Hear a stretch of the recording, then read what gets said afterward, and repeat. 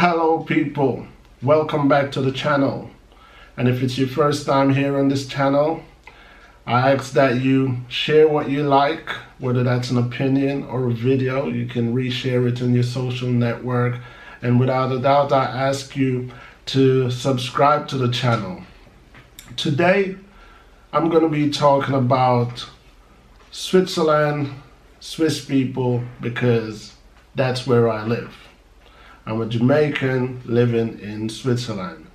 And I wanted to talk about the narrow minds of Swiss people. But before I get to the narrow minds of Swiss people, let me give credit where credit is due. Switzerland is a beautiful country, and to us Jamaican, it is a foreign country, far, far away. However, Switzerland is one of those countries that most Jamaicans do not crave because we know so little about it, plus it's so far away. And another thing that I believe deter Jamaicans from migrating to Switzerland is the language barrier. All Jamaicans speaks and understand English, and in Switzerland, English is not a national language. So that could be a task for many who think it's not worthy to take on.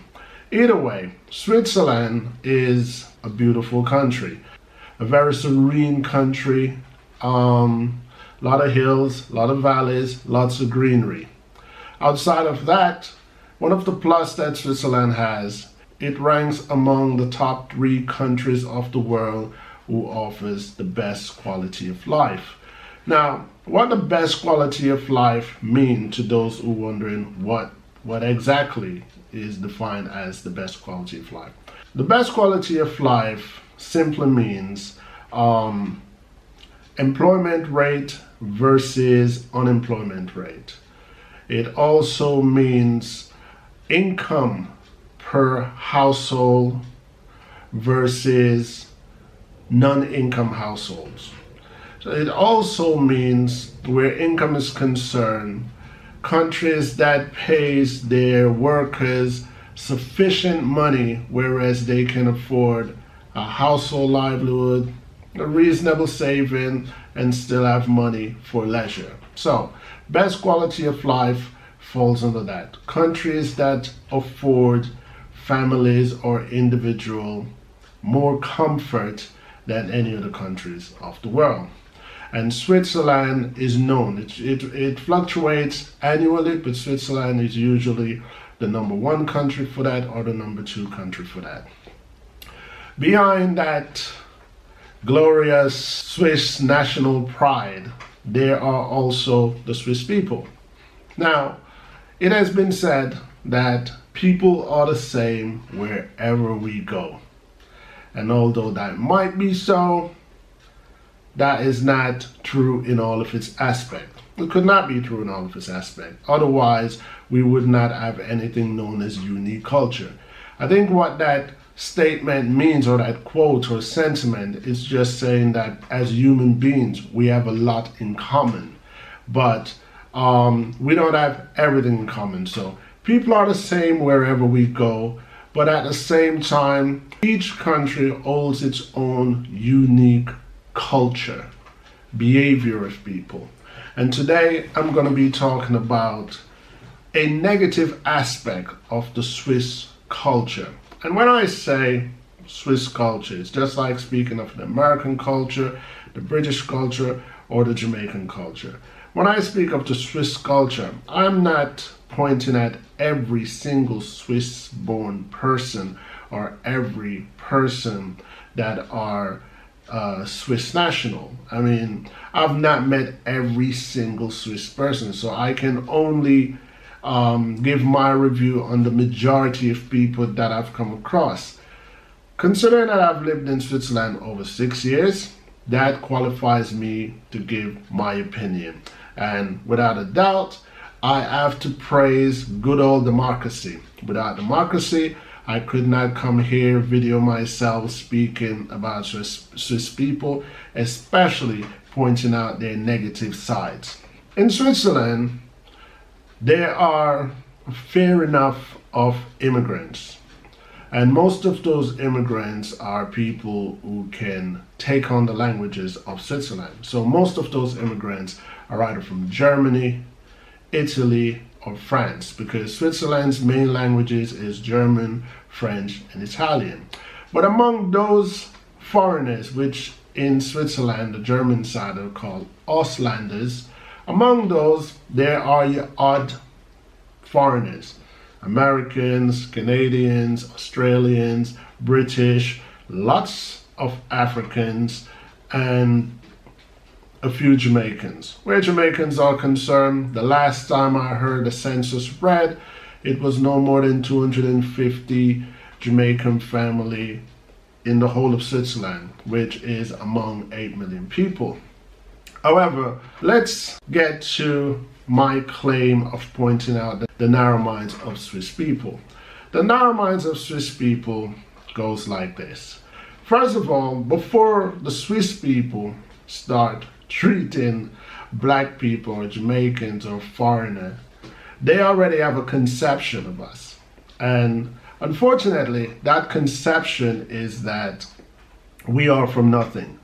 And I believe that they're not even wrong to think that in a sense, but at the same time, I get offended when they think like that. Because here's the thing, migration is known to be driven out of desperation, out of hunger, out of needing, out of wanting, out of lacking. So most people migrate to have a better life. Not everybody. Most people migrate to have a better life. And the Swiss have that in their head, that in order for these people to be here, they are lacking in their country. That could be true, but not in all cases, because I'm sure there's Swiss people in Jamaica, I'm sure there's Swiss people in America, I'm sure there's Swiss people in England and Canada. Were they lacking, or do they just desire to move to those countries? Well, it works the same for us as well. Works the same for me. For example, I lived in England for years. No one kicked me out of England. No one told me I had to leave England. I just wanted to leave England, and I chose to come to Switzerland. Why? Because I can. So I've done it. And people do that. People do that. People travel for love. People migrate for work. People migrate out of desire. And as long as they satisfy all the immigration rules and all the conditions to live and migrate in a country, there's nothing wrong with it. And there should be nothing wrong with people such as myself or my family who decides to move to Switzerland. However, in Switzerland, it is a hard conception for Swiss people to believe that, first of all, we move here out of desire and not desperation. And secondly, a lot of Swiss people have this narrow tunnel vision to think that most immigrants, especially black people, Jamaicans, Africans, Dominicans, maybe Cubans, as long as you have a shade of brown, it's hard for them to conceive that wherever you're from, you are actually living in a house or driving a car or wearing a suit or actually have an education or actually have a mind of your own. I mean, Swiss people treat foreigners, especially the brown kind, as if Switzerland is the best thing that ever happened to them and will ever happen to them. And it's cool. Like I say, Switzerland is an okay country, depending on your taste as a person. But depending on your taste as a person, Switzerland could also not be the place for you. The thing is, while living in Switzerland, if you should, for example, if you should apply for an executive position because you studied in America or studied in Canada or studied in Jamaica and have the qualification, and you see a job opening here in Switzerland that fits your education, 9 out of 10 times you will be ridiculed. You will be ridiculed. People will laugh at you. Switzerland is a democratic country. However, the mentality of the Swiss people doesn't necessarily run a line equality for all. You understand? Your skin color does matter. Your origin does matter. And what usually happens, in Switzerland is, as much as there are jobs, Switzerland has no problem letting you know that Swiss people come first. In other words, if a Swiss person applies for a job over a foreigner, and the foreigner is even more qualified, there's a high chance that there's a higher chance as a Swiss person who is less qualified will get that job over the foreigner. You can call it prejudice, but I wouldn't call it racist, because race is usually pointed to one's race. Prejudice is usually pointed to bias. So it's more of a bias thing to me. But at the same time, a lot of people can see some racism in it. In Switzerland, they often throw this word out, xenophobia. Xenophobia is like this new word that we've been using for the last 5-10 years, overqualified. You tell someone that they're overqualified and that's the reason why you cannot employ them. But xenophobia is like hiding behind being prejudiced and being a racist. You understand? To claim that you're xenophobic, xenophobic is defined that wary of foreigners, or a little afraid of foreigners, but it has nothing to do with their race, has nothing to do with their origin. I don't buy it, but the word is being thrown around, no more than overqualified has been thrown around. So what I'm trying to say to you is, in Switzerland, don't expect to see a lot of black executives or I always say in Switzerland, the prejudice goes in a color tier. You understand? So blacks are at the bottom, brown are up, and white is at the top. So if you're, for example, from Germany, you could actually pass in skin color as a Swiss person. So you're likely to be in a better position than someone such as myself.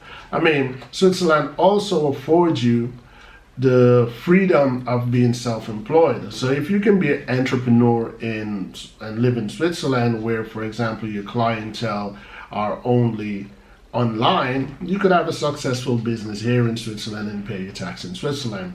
But if you're waiting around for an employer to actually give you a job, being a black person in Switzerland, you can have a job as long as you don't have a problem fitting into the position that the Swiss people believe that you belong in, whether that is using a mop, cleaning buckets, or whatever. So it's not like you're unemployable because you're black. You can be employed in Switzerland, but at what level?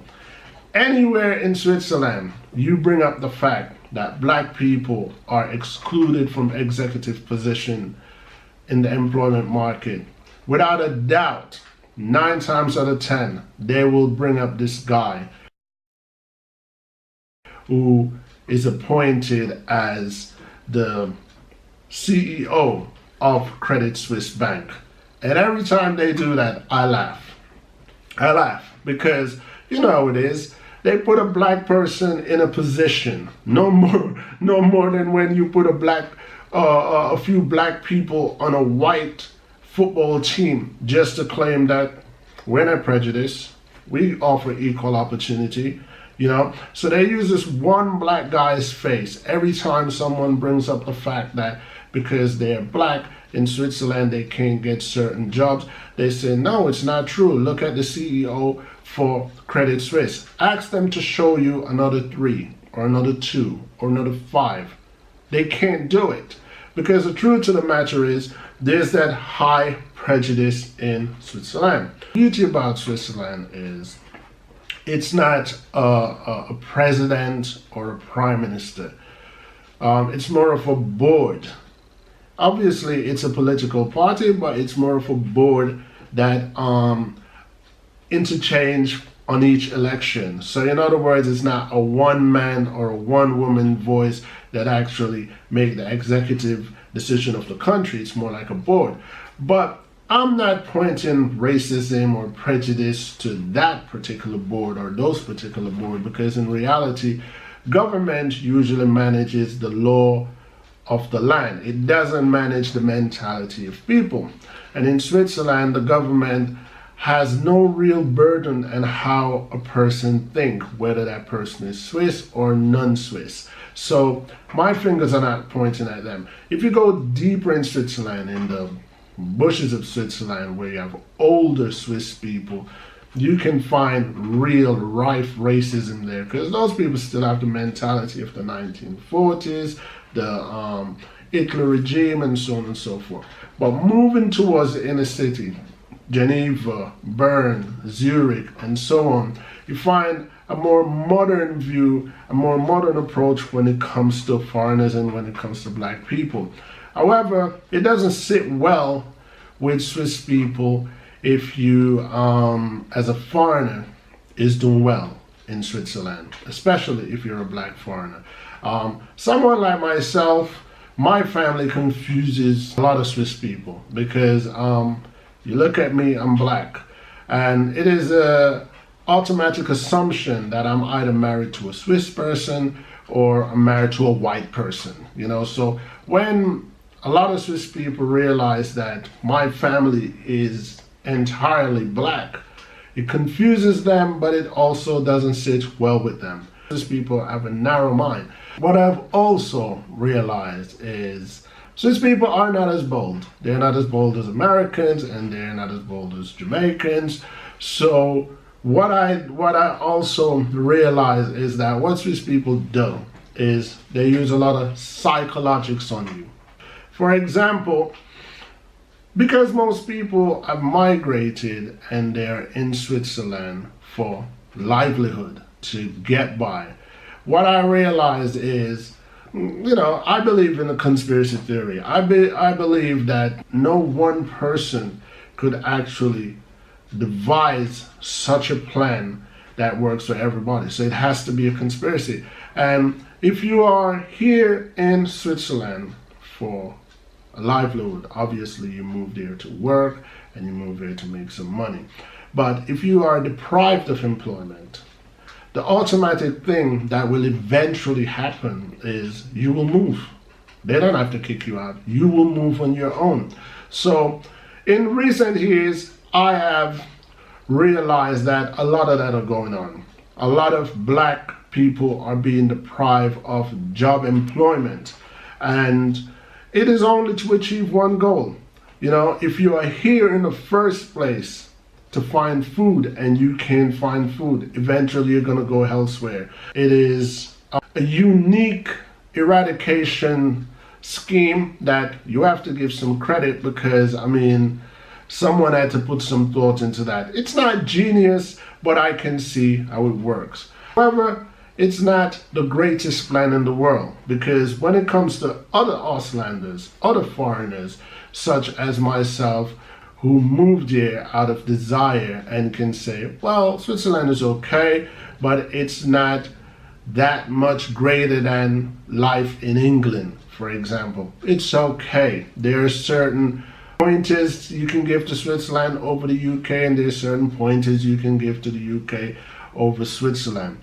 The thing is, if someone like myself, black or white, is being deprived of opportunities, the mere fact that they didn't move here solely for those opportunities won't really eradicate them, you know.